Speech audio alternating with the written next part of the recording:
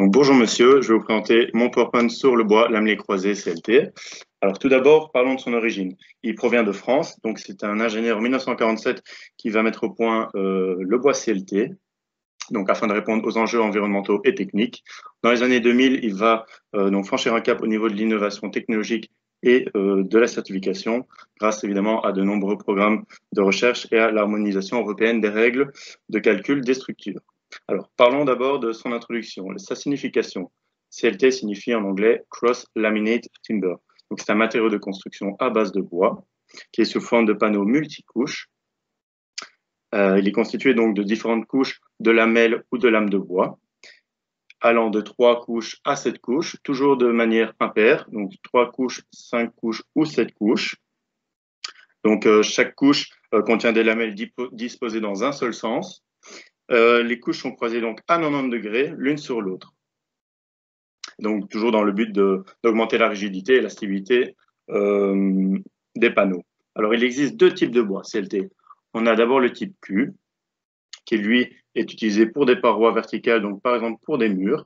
Donc lui, ce sont des planches non aboutées qui sont orientées transversalement par rapport à la grande longueur des panneaux.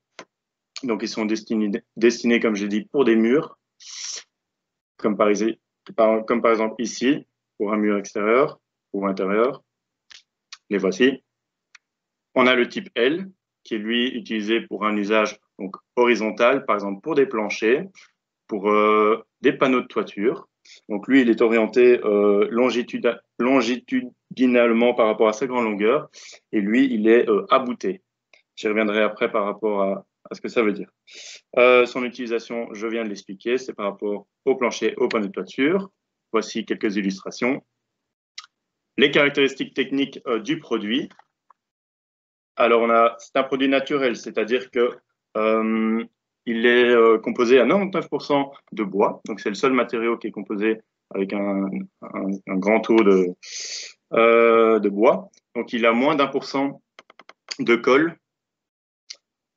Il est très léger, donc il est beaucoup plus léger, pardon, que la brique, et alors 4 fois moins que le béton. Et donc, ça va épargner sur la fondation. Il est très résistant au feu, donc il va brûler en minutes jusqu'à 7 mm, et donc sur une heure, il va brûler jusqu'à 42 mm.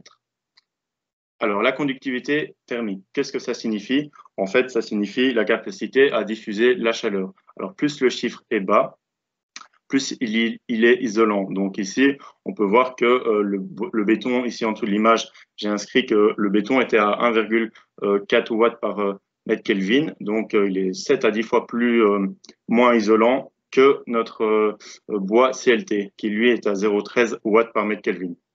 Alors son faible taux d'émission de CO2 le rend comme un puits à carbone.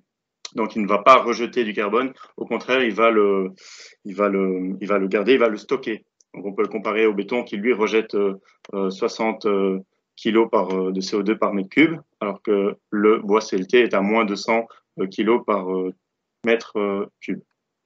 Les dimensions des panneaux KLH, alors on peut avoir des panneaux jusqu'à 24 mètres de longueur, en hauteur jusqu'à 6 mètres, et alors en épaisseur, on a entre 30 et 40 mm. L'assemblage est pose rapide. Alors, tout est fait chez le fabricant. Donc, en fait, le fabricant va apporter directement les panneaux. Donc, on va gagner du temps et de l'argent. Donc, selon évidemment la grandeur du projet, en 2 ou 3 semaines, la maison peut déjà être étanchéifiée et donc avoir une maison prête en moins de 3 mois. Performance d'isolation et d'étanchéité, je viens d'en parler. Donc, qu'est-ce qu'on peut dire par rapport à ça?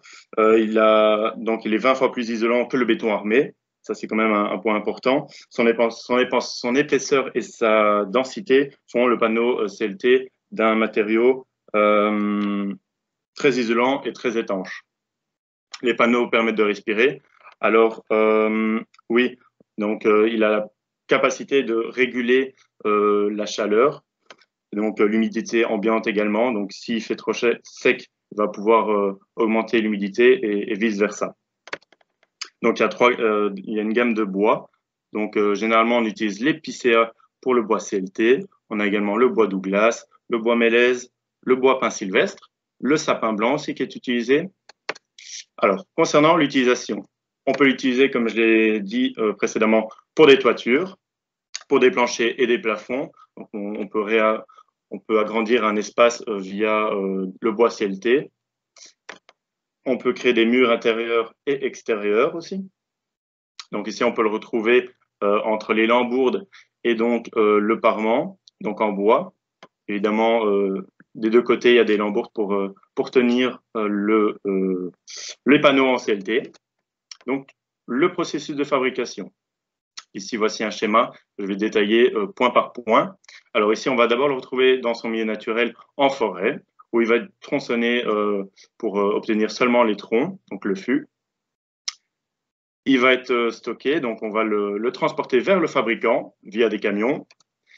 On va abouter donc les morceaux où on aura créé donc des panneaux fins afin de les mettre et les abouter l'un sur l'autre, l'un avec l'autre, pardon. On va faire un rabotage où on va passer ces panneaux sur une machine afin de les rendre bien propres et bien lisses, afin de faire l'encollage, pardon.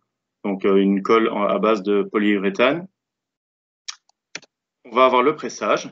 Donc là, chaque panneau qui aura été collé sera pressé sur un autre panneau, évidemment, pour accumuler les couches.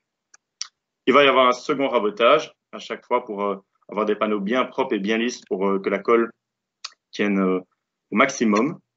Et il va y avoir un découpage par rapport aux mesures qu'on souhaite par rapport au projet de la maison ou du bâtiment.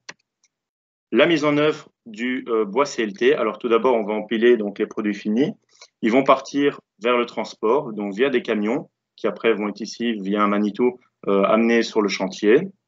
Donc ils vont être emballés, on peut le voir.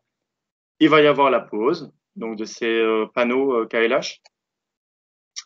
On va également les assembler donc via des clouages ou alors à plat ou sur champ, pardon. Via des pièces d'assemblage comme ici à gauche, l'éclair renforcé, la vis à bois structurelle à tête fraisée ou plate, et alors des vis de connecteurs pour lier les panneaux. Le dimensionnement. Alors le calcul est le suivant. Ça, c'est un avis technique que j'ai retrouvé. On va avoir donc tout d'abord le premier calcul sur la contrainte de flexion, toujours pour les panneaux KLH de bois CLT. Un autre calcul qui va concerner les efforts de compression et de flexion combinés. Et alors un troisième calcul sur la flexion vers le sens porté. La SWOT de notre bois CLT. Alors tout d'abord les forces. Donc c'est un produit écologique, bien évidemment, vu qu'il provient de la forêt.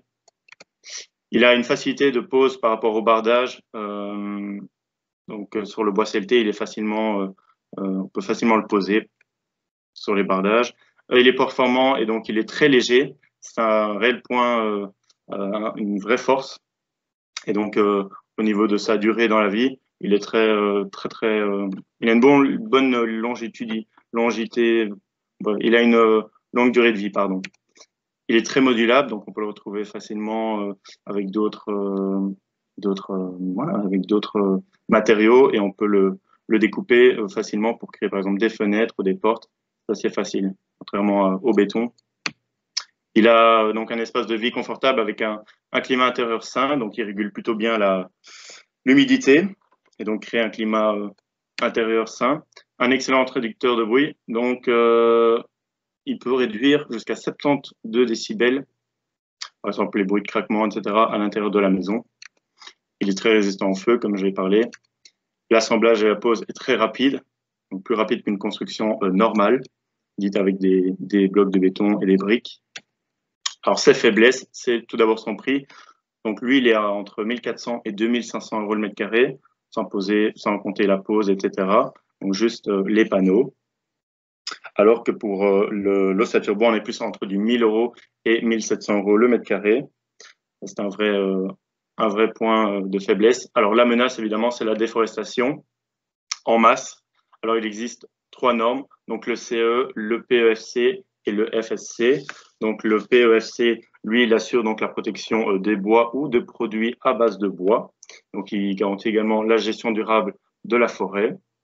Le FSC, donc lui, c'est à peu près pareil. Donc, il a une certification forestière privée et la gestion durable des forêts. Et alors, le CE, la certification européenne, qui lui approuve que le produit est en règle par rapport pour le vendre sur le marché européen. Voilà, merci beaucoup de m'avoir écouté.